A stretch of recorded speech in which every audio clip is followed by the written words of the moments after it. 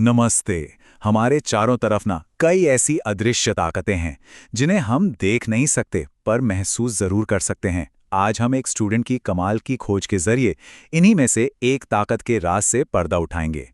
तो चलिए शुरू करते हैं। और ये सब शुरू होता है इस एक ख्याल से। सोचिए, जब बाल अचानक खड़े हो जाएं या कागज के टुकड़े हवा में उड़ने लगें, कितना मजा आता है ना।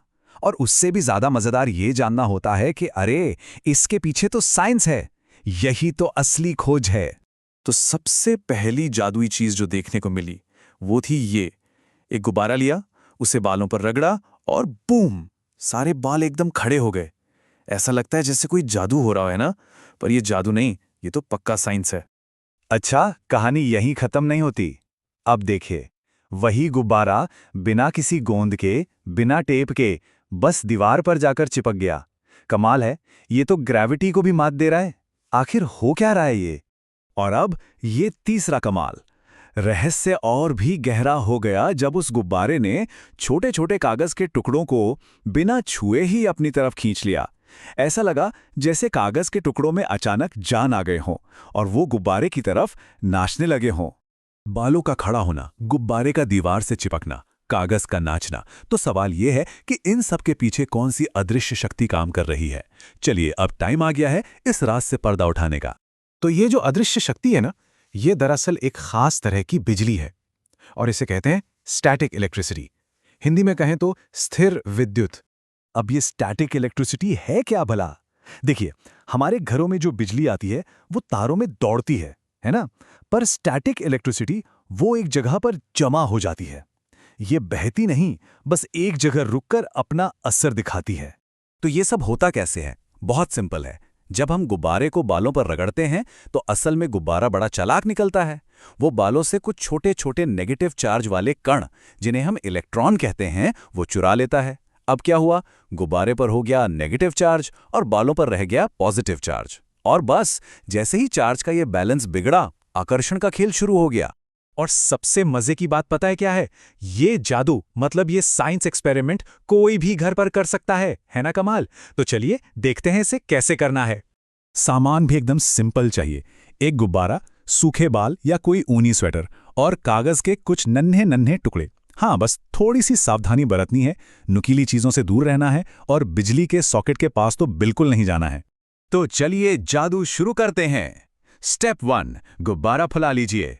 स्टेप 2, उसे अपने सूखे बालों पर जोर से अच्छे से रगड़िए। और फिर बस देखिए कमाल। उसे पहले बालों के पास लाइए, फिर दीवार से चिपकाइए और आखिर में कागज के टुकड़ों के पास ले जाइए। और नतीजा क्या होगा? अरे वाह, बिल्कुल वही होगा जो हमने शुरू में बात की थी। बाल एकदम सीधे खड़े हो जाएंगे, गुब्बारा दीवार से चिपक जाएगा और कागज के टुकड़े तो जैसे डांस करने लगेंगे। हाँ, ये असर थोड़ी देर बाद कम हो जाता है क्योंकि जो चार्ज जमा हुआ था वो धीरे धीरे हवा में फैल जाता है। ये छोटा सा एक्सपेरिमेंट ना एक बहुत बड़ी बात साबित करता है। ये बताता है कि बिजली को चलने के लिए हमेशा तार की जरूरत नहीं होती। ये एक अदृश्य शक्ति की तरह भी मौजूद है हमारे चारों ओर हर पल। और हाँ, ये स्टैटिक इलेक्ट्रिसिटी सिर्फ गुब्बारे वाले मजेदार एक्सपेरिमेंट तक ही सीमित नहीं है। ये तो हमारी रोजमर्रा की जिंदगी का हिस्सा है, बस हम ध्यान नहीं देते।